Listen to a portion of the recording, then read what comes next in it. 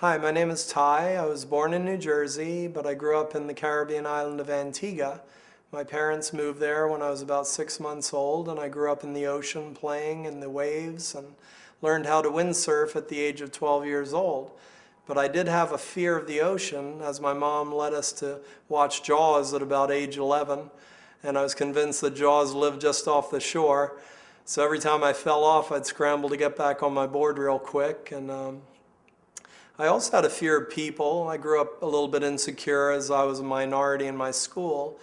And that fear led me to experiment with alcohol and drugs at about age 13. And that took away the fear for a while, but then grew into an excessive paranoia and a fear of people.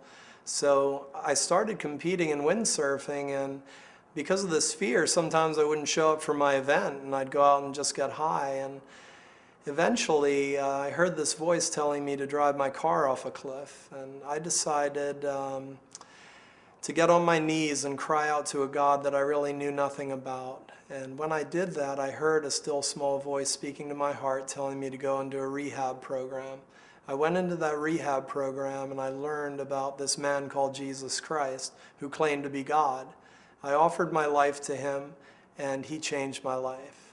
All of a sudden, I wasn't fearful of people anymore. I wasn't fearful of the ocean. I wasn't even afraid to die. And I wanted to live for the first time in many years. So I started competing, and 2 years later, I was invited to go to the Barcelona Olympics in 1992. And that was a total miracle. I also was able to get a drug rehab program going on the island that I grew up on Antigua.